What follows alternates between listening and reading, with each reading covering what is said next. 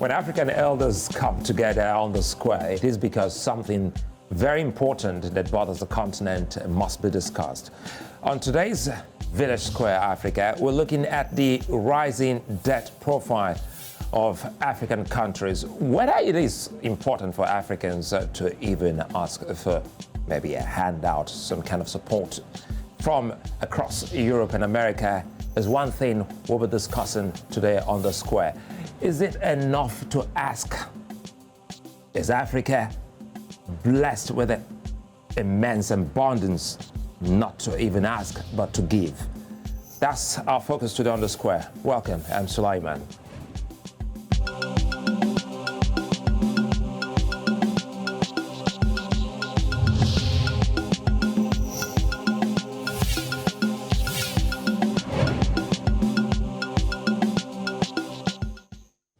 You know, every country in the world borrows, and that's a fact.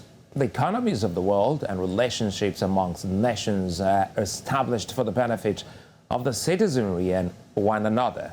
What good nations don't do is to borrow what they can't repay, or borrow what they will loot or launder. Now, that's corruption coming into play here. Now, today Africa has its development hinged on massive foreign and domestic debts.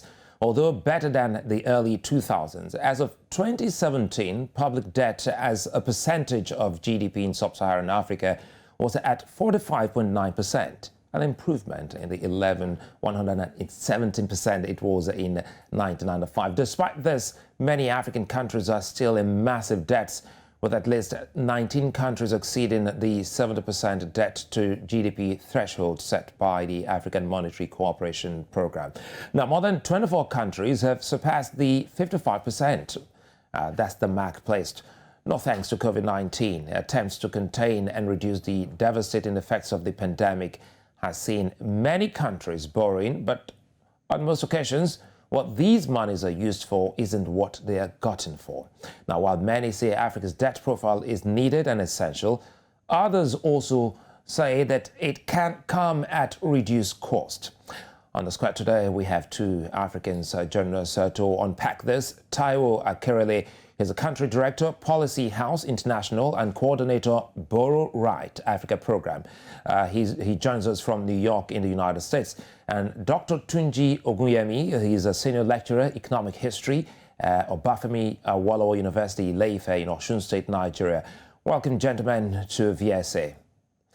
Very quickly, let me start with Dr. Ogunyemi. What are all these debts about? You are also an economic historian. Help us here. How do nations get to owe other countries, companies, and even their own local private companies, to start with?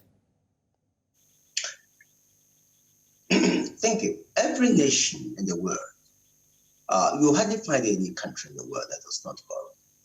Borrowing is part of the fiscal planning system of modern nations.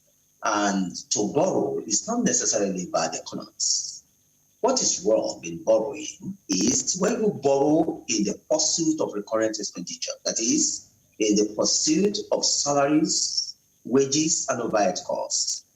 But when you borrow with the intention of developing or improving the conditions of your physical infrastructure, or you spend on capital expenditure, it is perfectly in order, especially when the terms of such borrowing is not injurious to the rate of growth in your country.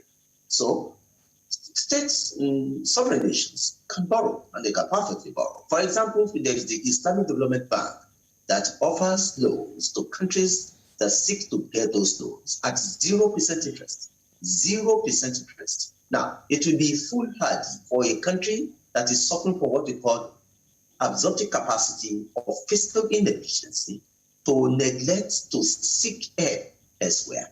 So, right from the time of Khedive Ismail, the Pasha of Egypt, from 1860 to 1865, Egypt borrowed huge sums of money from France and from other European countries in the western part of Europe to build the Suez Canal.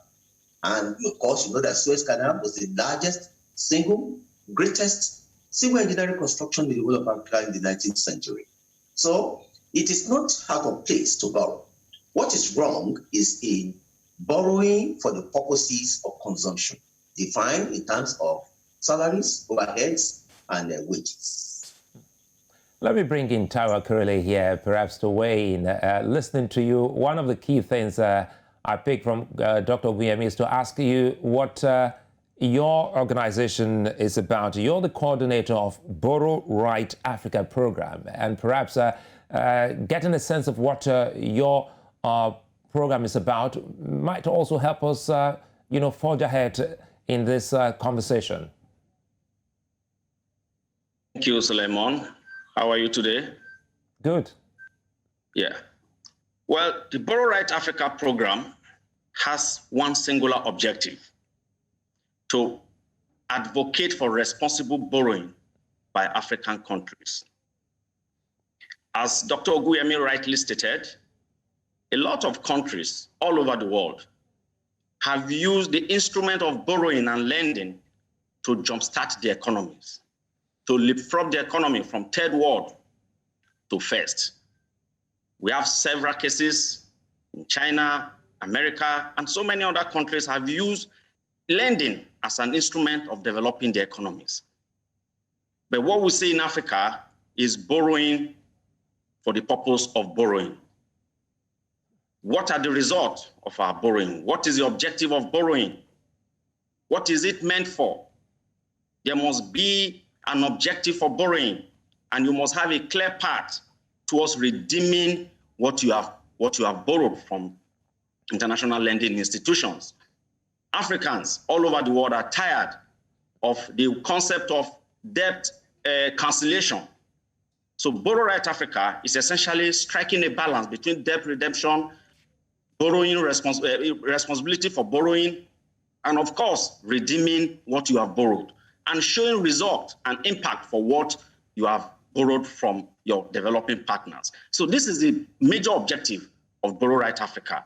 We are not saying that it is wrong to borrow, but we are essentially advocating for responsible borrowing and for result-based borrowing. When you look at the data coming from IMF, the World Bank, and African Development Bank, you look at it very critically and discover that most developing countries have borrowed less than what other developed countries have borrowed. But in terms of results, we are not there. And this is quite unfortunate in view of the fact that these are debts that are going to be paid by generations even yet unborn. Most of the loans we are paying today in Africa are loans that were collected in the 80s and 90s. But this is year 2021. We are still borrowing. We are rescheduling the loan. We are restructuring it just to make sure that we are sustainable in terms of our countries are sustainably, servicing these loans. But we are saying that, yes, you can borrow, but where are the results? Where are the infrastructure? We've seen a lot of infrastructure work going on in China, in Canada, in America, and so many in Asia, particularly South Korea. They have used borrowing as an instrument, of course, to have a trajectory for development and growth. But what has Africa done with what we have borrowed in the last 50 years? I think it's a good place. All right, okay, Taiwo, hold your thought there. I'll come back to you. It's a good place for me to bring in Dr. Ogunyemi here again. Good thing, Dr. Ogunyemi, you actually started off by taking us down memory lane, how the Suez Canal came about. And that is almost the same thing Taiwo is asking, saying that for his own group, they're saying, you don't just borrow for borrowing's sake. There must be a purpose. And you told us the purpose for which Egypt at that point in time went out for that loan. Until this moment, the world can see that what profit, comes from using the Suez Canal. Take us through all of this, Dr. Ogunyemi. Has Africa's debt profile been commensurate with, its borrowing, tradition?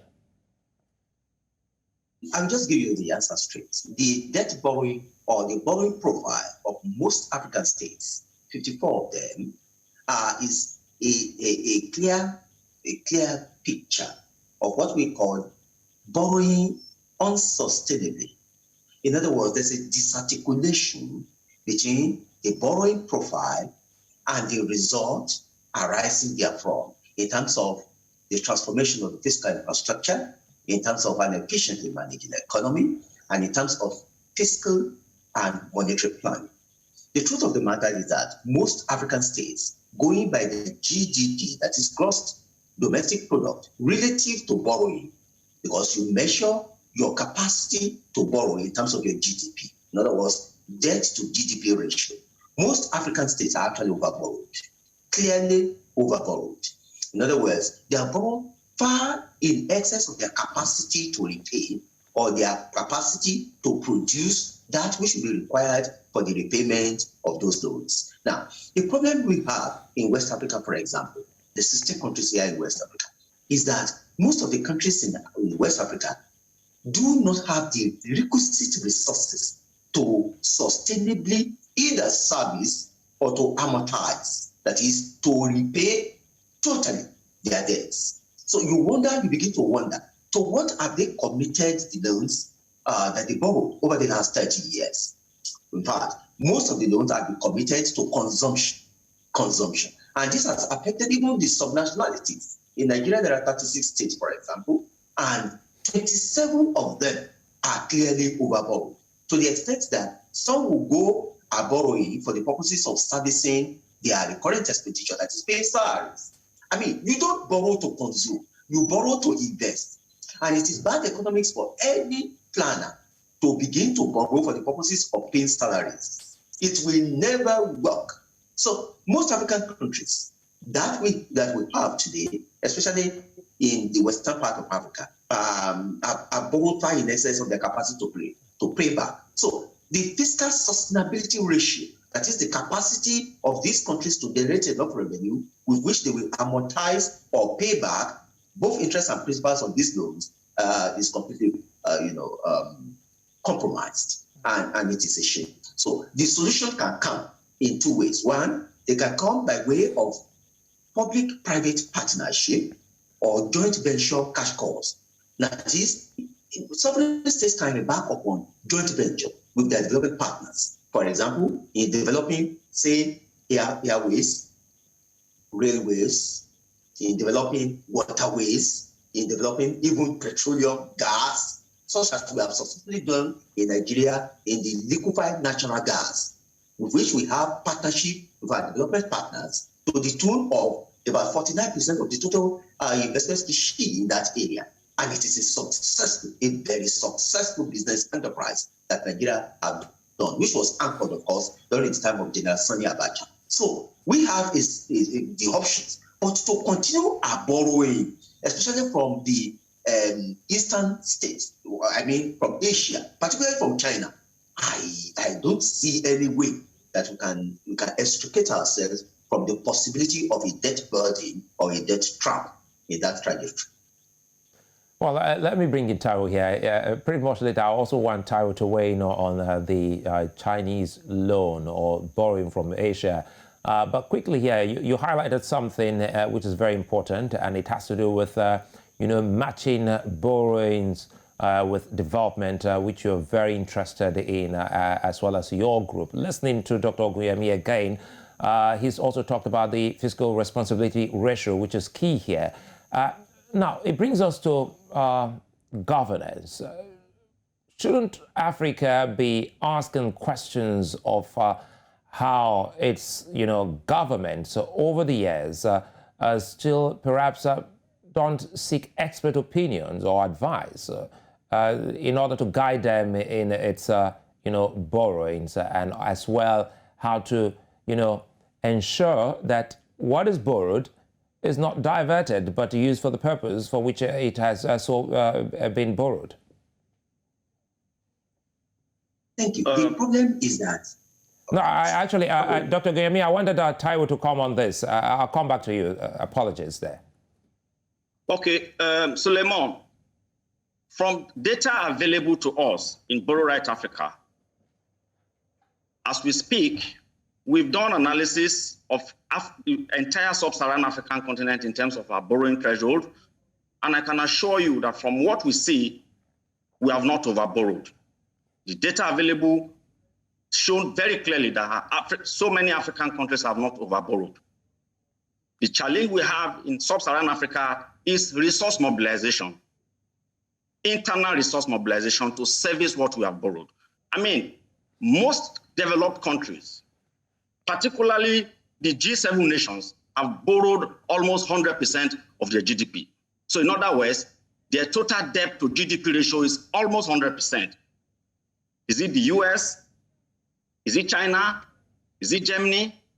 The challenge we have in Africa is that we have very weak tax administration system, suggesting a largely informal economy.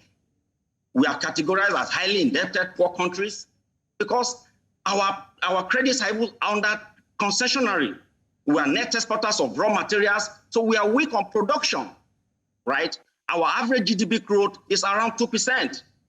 Our focus is on poverty reduction, not on industrialization. So these are the key factors that have undermined the growth of the sub-Saharan African economy. So for me, from the data available, we have not overborrowed, but how do we mobilize our internal resources to ensure that we are eligible to sustainably service the loans we have structured from our development partners? For example, in Nigeria, almost 80% of our revenue is being used to service loan. This was between 2019, 2020, and as we speak, the same thing. So in other words, if we earn all $100, we use $80 to service our loan. We are wiping away our savings. So in other words, there is need for internal tax mobilization. Our remittance, our diaspora remittance is also low. We're not capturing that. The real growth potential is low. International reserve coverage is poor. State of global environment is also affecting our domestic economy. And of course, I've talked about domestic taxation policies. So when you look at the G7 countries, the debt to GDP ratio of Italy is 156%, US 129%, Germany 68.9%, France 115.2%. But when you compare that to Nigeria, it's 20%. Our GDP, as at the last count, is almost 450 billion US dollars. But we are owing almost about 80-something billion US dollars. That's about 20%. So when you are looking at debt to GDP ratio, African countries are largely still low. But their investment in infrastructure is weak. The ability to mobilize local resources, especially taxation, is weak. The database on the informal economy is weak. In other words, most of the resources that have been mobilized are from corporate organizations, not from the small and medium scale enterprises. So there's need for heavy investment in database administration, data analysis, and of course, structuring the economy in such a way that nobody does business in your country without you having a record of those people, so that at the end of the day, you have a very wide tax net to mobilize resources. In other words, you will not depend too much on foreign debt to service your economy. Then we also look at the other West African countries in terms of performance. You discover that when they borrowed some of these resources, they are not channeled to areas that can fund itself, that can repay itself, particularly in the area of railways. And that's where the Chinese loan comes in the case of Nigeria. In the case, the Debt Management Office came up with a press release stating very clearly that the Chinese loans are being used to revive the Nigerian railway system. And we can see in the last few weeks, there's been a lot of activities in the railway sector. In other words, we can see what the Chinese loans are being used for. But there are others that have been collected to service things that Nigerian government ordinarily should be able to execute. For example, immunization. You cannot collect loan from the World Bank to carry out immunization.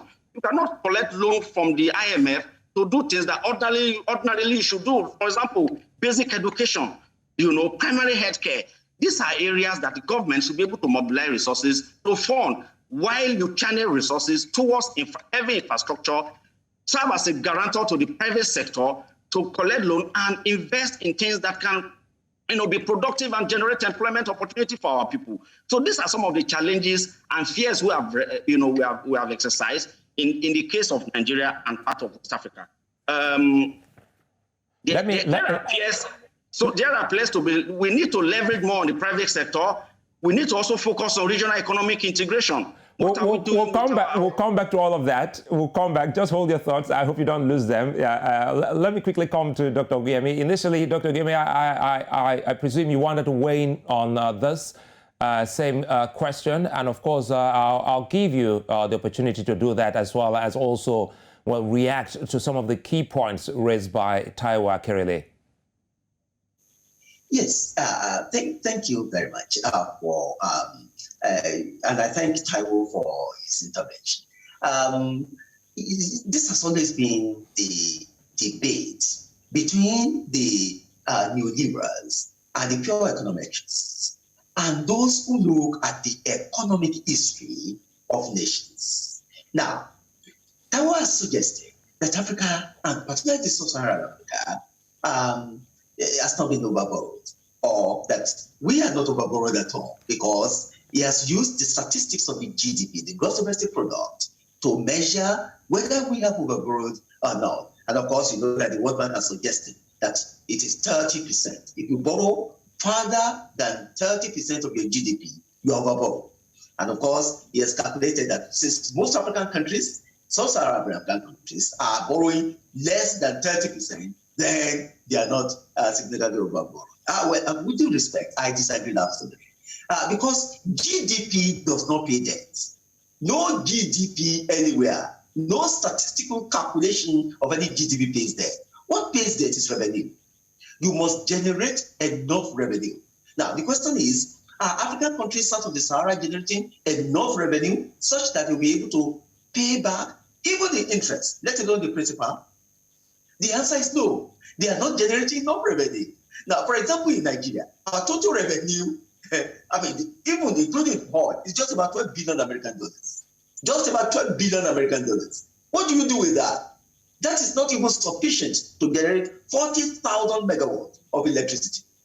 And if you are not generating enough revenue, but you are piling up more debt, what is the ultimate result of that? It means that you are going to be in a fiscally unsustainable situation such that you become insolvent. That is the result. Now, that is the result, and that is what we have in Ghana, in Nigeria, in La Côte d'Ivoire, and in Ethiopia. In fact, Ethiopia is so overborrowed to the extent that virtually all the infrastructure she has used, Chinese loans to sustain or to build, are now to go into Chinese control, almost 100%. So why is it that the revenues that the country has generated is not sufficient enough to pay back or pay amortization charges on those loans? The answer is simple. The fiscal capacity of African states to recoup or to generate revenue is utterly low. And it will continue to be low if the base of that economy is weak. And what is the base? Infrastructure. Do you have the roads? Do you have the rail? Do you have the ceaseless air connection?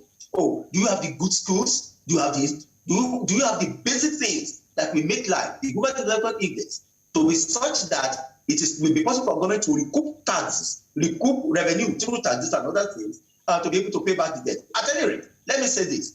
No nation in the world, in all the economic history that some of us have studied, no nation in the world can ever tax its people significantly enough to be able to develop. You don't tax your people to develop because every taxation is a punishment on investment. And taxation is not a joke. It's not tea party. You don't go taxing people that are already down with a view to raising revenue. So you raise revenue essentially by doing investment, by encouraging investment from within and without to be able to do what you need to do. So it is not a function of taxation really. It's actually a function of investment. And I say investment in infrastructure. Quickly here, Taiwo, listen to both of you. Now, let's start asking the questions the way the African out there, on the street would want to ask. And it has to be about being, looking at some empirical evidence. Now, empiricism here will help in making this clear. Would you say that some of the loans borrowed by some of these African countries, your country, Nigeria inclusive, has actually been, judiciously used and utilized to the extent that the people can say, hey, wait a minute, we just listened to Taiwo Akerele and he said we haven't actually overborrowed. we can see what this has been used for. The only thing you mentioned earlier on is the Chinese loan. Are there other things the Nigerian watching can easily say, yes, the government over time, not just this government, has actually, well utilized monies so borrowed? Suleiman, once again, thank you. In negotiating for debt, there are so many processes and timelines and protocols, and there are so many project appraisal documents are prepared, both by the lender and the person and the country, that the entity that is borrowing. So it's not a tea-party affair. There's what we call project appraisal document. There's what we call project implementation manual that is jointly agreed by both the World Bank and the country that is borrowing the funding. So there is an agreement. There's a work plan. There's a workflow. There's, everything is documented from A to Z. These are the areas that you are eligible for.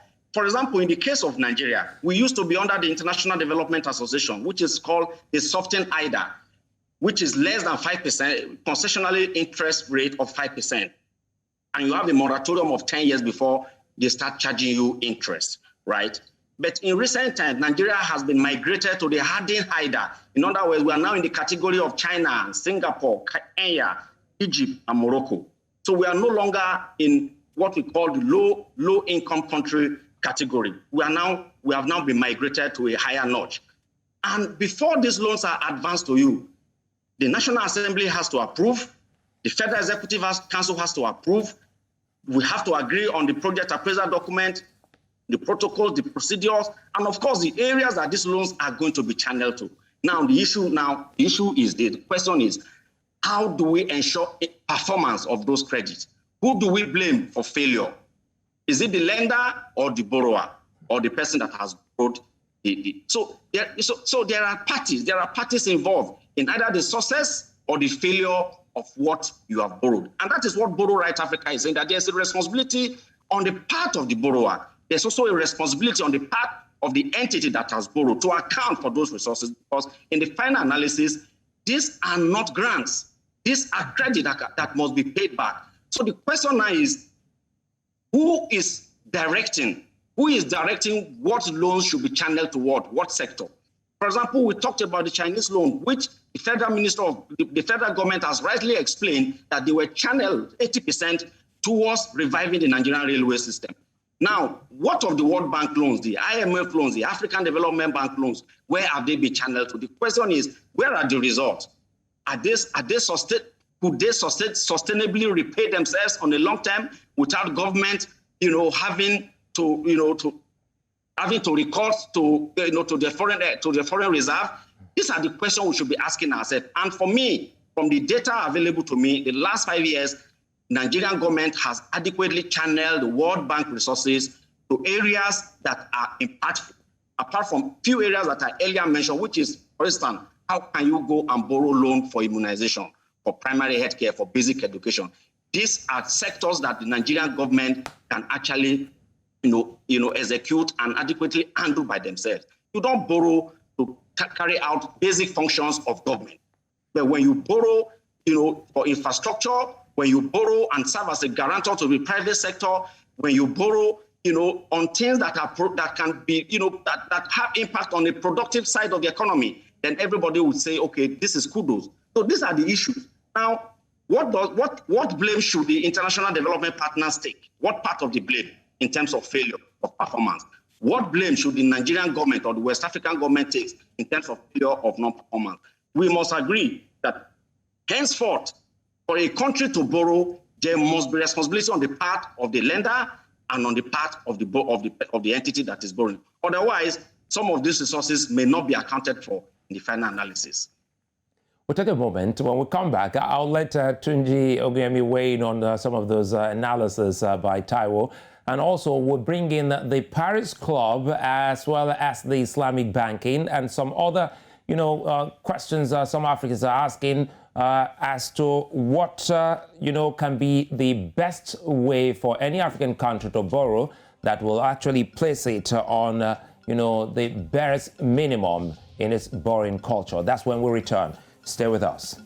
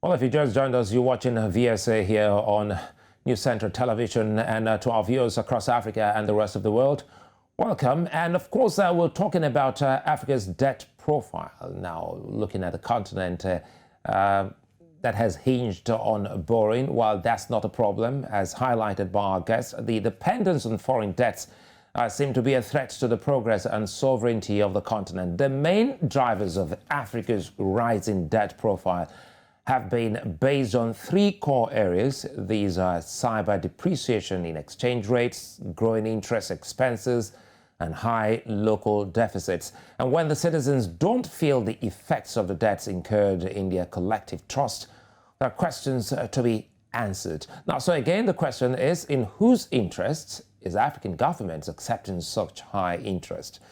Now, I still have Dr. Tunji Ogunyemi and Taiwo Akerele as my guests today on The Square. Quickly, before we went on the break, I wanted Dr. Ogunyemi to weigh in on some of the key points raised by Taiwo. And also, the question a lot of people have been asking is, in whose interest are these loans, after all? Take us through, some historic perspective, if you will, Dr. Ogunyemi. The Suez Canal is one that has that stands out for many Africans. And if you look across the continent, there are other projects also in Nigeria, like the rail project highlighted by Taiwo. Are there other things that now, if you put it on a scale, do we have more to point to than when we talk about loans that have been borrowed by African countries? Exactly. In Nigeria, for example, and of course, this is our country, we can start from there. Many loans were contracted, particularly by the first indigenous minister of finance in Nigeria, the Honorable, very respected Festus Samuel Okotiebo. He was Minister of Finance of Nigeria from 1957 to 1966. Obimejo borrowed hugely from outside of the country. And one of the things he used it to, and of course you know that the Minister of Finance in those days had a lot of breathing space, latitude to operate and to decide for the nation. A very good area that he did invest Nigeria's borrowed loans on was the oil sector. $2 million, 2 million pounds were borrowed from the Nigerian development partners to build the oil industry. So it's a surprise to me today when some people talk about the building the oil industry from Grandnot Pyramid. Nothing can be argued more historical than that. It's actually the Nigerian development partners that gave it loan. 2 million British pounds in the year 1957, 1958, 1959. And we were able to use that successfully as the first investment species in the oil sector. And then the second was the issue that has to do with the Niger Dam.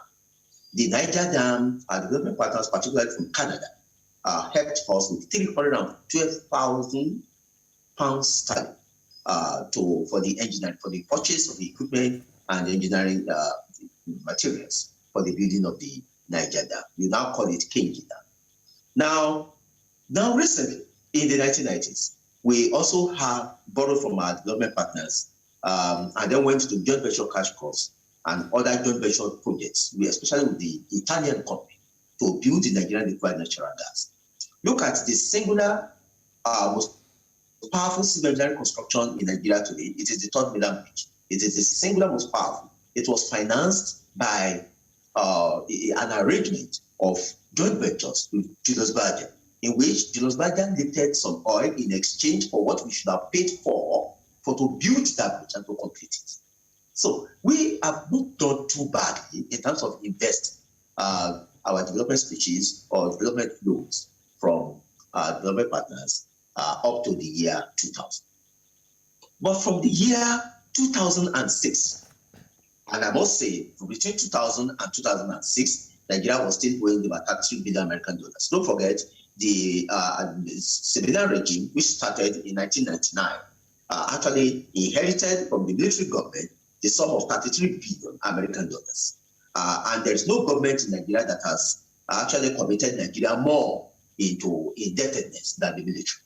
The military were responsible for 78% of Nigeria's indebtedness up to the year 2006. So when the Paris Club decided to give us an unusual offer, the usual offer of writing off a part of our debt, if we could pay $12 billion American dollars between 2005 and 2006, it was unbelievable, because we were not a low-income country. Yes, we were low-income, but we're not amongst the group of the lowest or the poorest countries in the world. We are actually middle-income country.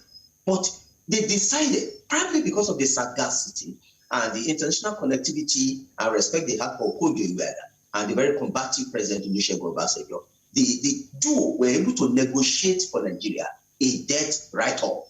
So we paid $12 billion American dollars and they wrote off $18 billion American dollars out of the $33 billion American dollars we were owing as of 2006. So we only owed $3 billion as at 2007, when President Olusegun Obasanjo was handing over to President Umaru Yar'Adua. And from that, you will be amazed. Within just a period of the last 10 years, we have returned to $33 billion American dollars that we almost exited all in 2006. I call that a debt birth. A debt peonage, a debt trap. How we fell back into that indebtedness is a national calamity. And that calamity, we need to explain it in economic history in terms of a desire to probably concede to the external forces we view to rubbishing the fatherland. But in other countries outside of Nigeria, we have discovered that in Ethiopia, Ethiopia has borrowed far in excess of our capacity to pay back our creditors. Far. No one is saying that Ethiopia has not borrowed lesser than 30% of our GDP. But I insist, though GDP pays back any debt, it is revenue that pays back debt. And Ethiopia has not been able, Ethiopia as well as Kenya have not been able to generate enough to be able to amortize their debts. So, especially Ethiopians borrowed from the Chinese to develop their air transportation. And of course, they excel. And I think they are still excelling in air transportation today in the whole of Africa.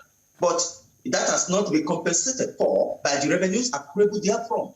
So, the justification for borrowing should not be explained by any other explanation other than that the borrowing has become sustainable and that the infrastructure which we have developed, we have built from that goal, is able to repay or completely exit the debt. So any other explanation would be very, very uneconomic, because at the end of the day, it would be better for you not to borrow than to borrow and get into a debt trap from where you will not be able to extricate yourself for the next 50, 100 years. In fact, it looks, let me butt in here, apologies again, Dr. Ogunyemi. It looks as if we're back to where we started from. And I also recall when Taiwo said, well, borrowing shouldn't be for borrowing's sake. There must be a purpose.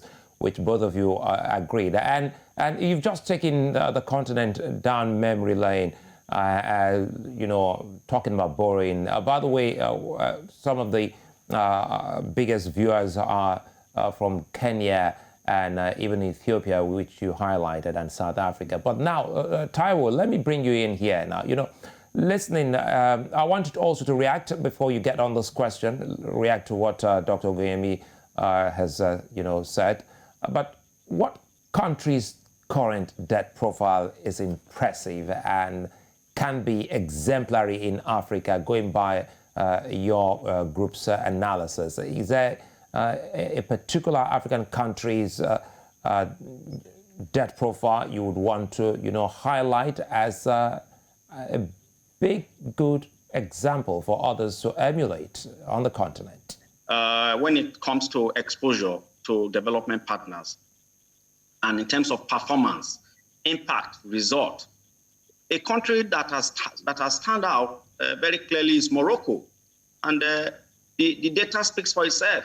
Morocco is one country that I know has demonstrated the responsibility, fiscal responsibility, in the last 5 to 10 years. And you can see it even in their performance in the area of electricity generation. Most of the resources that have been inflowed into Morocco has been invested in the area of solar power, in the area of, you know, agriculture and expansion of the economy generally.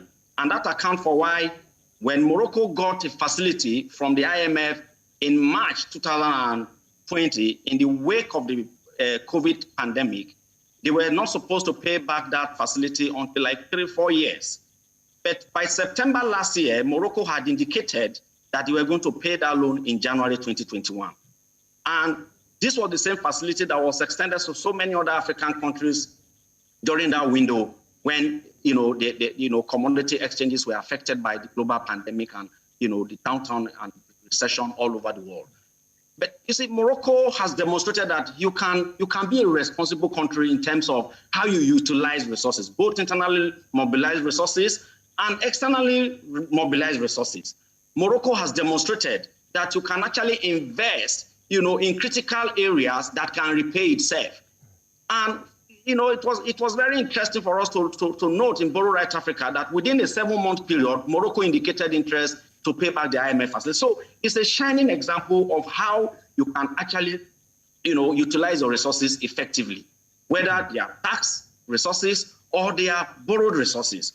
And South Africa and Egypt has also done a few, you know, done well in terms of fiscal responsibility. And this is where we want other countries, particularly, you know, some countries in West Africa like Nigeria, Ghana, and Cape Verde. Cape Verde is owing, you know, has borrowed almost 156% of its GDP. It's an exception, you know, that a country as small as Cape Verde, you know, has 156% of, you know, debt to GDP rate of 150. It's totally unacceptable.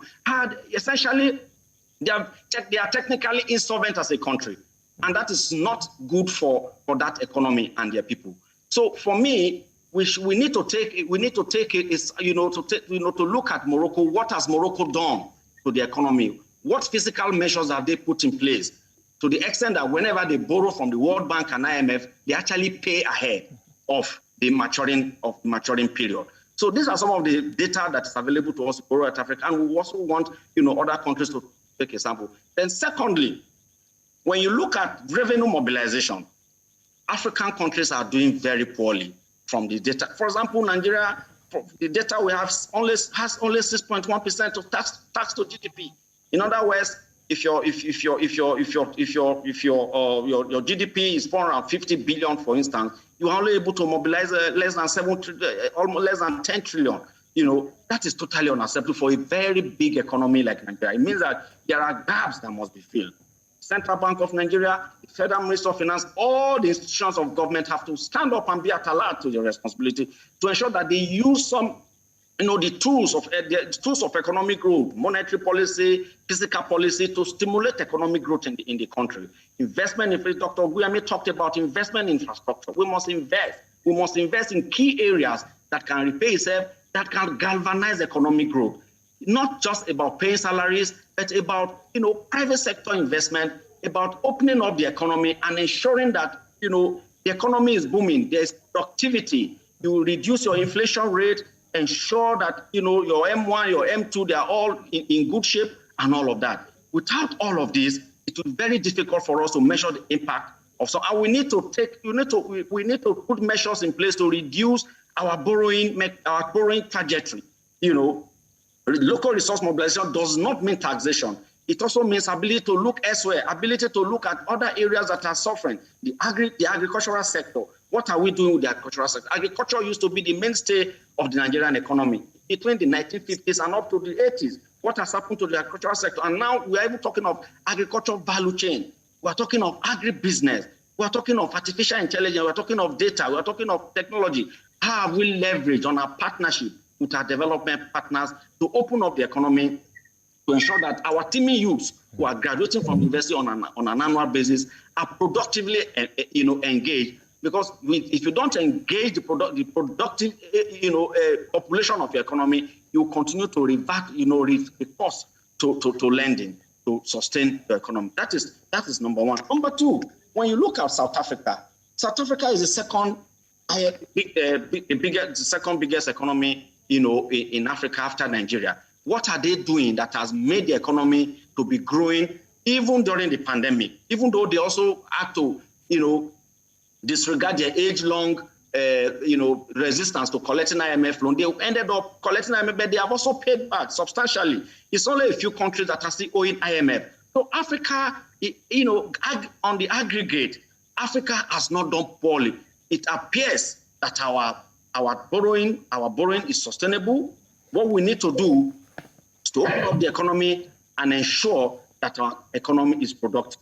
Then you look at Egypt, which appears to be the third biggest economy in Africa. They've also done well. They are doing a lot with Suez Canal. They are doing a lot with Mediterranean Sea. What is West Africa doing with Atlantic Ocean? The way Singapore has transformed itself as a major shipping point in the world. Singapore is a dot in the Indian Ocean, but today they control almost 15% of world maritime and shipping businesses.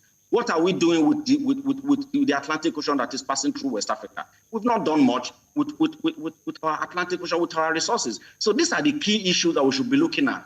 We are not against countries borrowing, but we are looking at responsible borrowing, and we insist. Let me quickly bring in Dr. Ogunyemi here and see if we can actually close with some of those points we'll get from Dr. Ogunyemi. Listening to Taiwo is actually, giving us more than one. We asked for one, and it's giving us not one, not two, about three: Morocco, South Africa, and he's also asked a big question of, West Africa.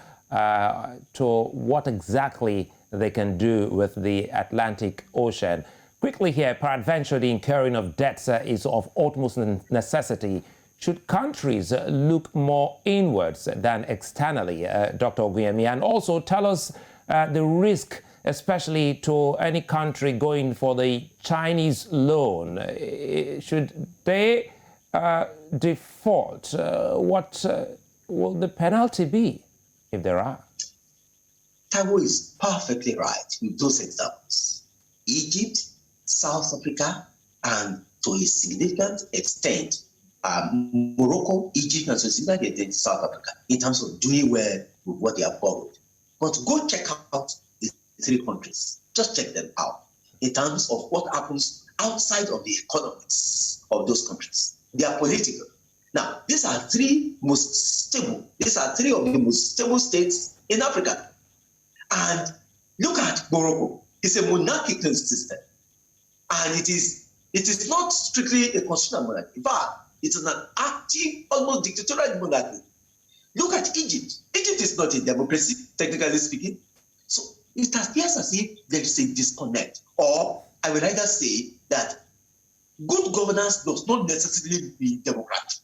At least in respect of countries that are in the third world. Good governance may not necessarily mean that you are practicing a democratic system of government. And those countries that have developed in the Southeast Asian nations did not grow through democratic system. That's what we should take note first. Now, good governance is actually what we should aim for if we really want to grow economically. What are the countries doing in Africa south of the Sahara to be able to lift their respective territories out of poverty. Now, you cannot do much without infrastructure. South Africa is solidly a country that has significant level of infrastructural development. Ditto for Morocco, and to a fair extent, Egypt. Now, in West Africa, you hardly can find a country in the whole of West Africa that can generate up to 10,000 megawatts of electricity.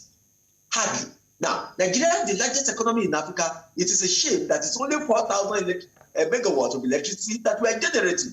Now, you don't grow any economy that way. We need a minimum of 50,000 megawatts. And when we begin to invest in electricity and the results are not coming in, then you begin to ask for who is asking for accountability.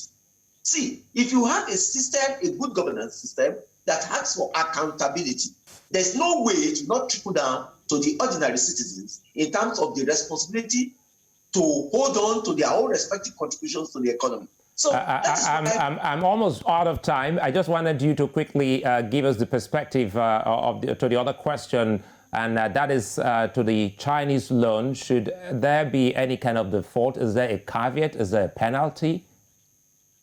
Oh, yeah, of course. If you do not pay back Chinese loans, they normally write the caveat that they only write a condition that they will take over the resources or take over the infrastructure that they have helped you to build as a result, so that they can recoup their revenue. It's as simple as that. They are doing that for Kenya, and they're most likely to do it for Ethiopia.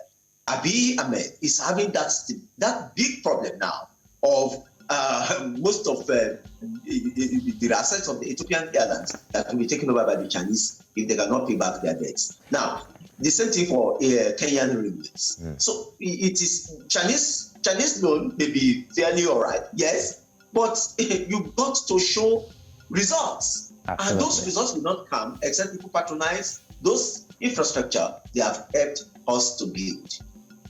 Well, it may not be, the next day, but in the very nearest foreseeable future, I'm quite sure my producers will reach out to both of you because I can hear that they're telling me that this must be a part 2.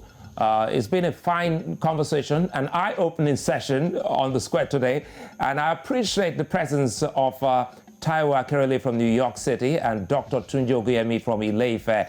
And also thanks to your networks. We didn't have any glitch to the connection to both of you. Thank you. And we look forward to having a better future for the continent. And of course, for all those watching across the continent and beyond, many thanks for watching. I'm Sulaiman. I'll see you again tomorrow.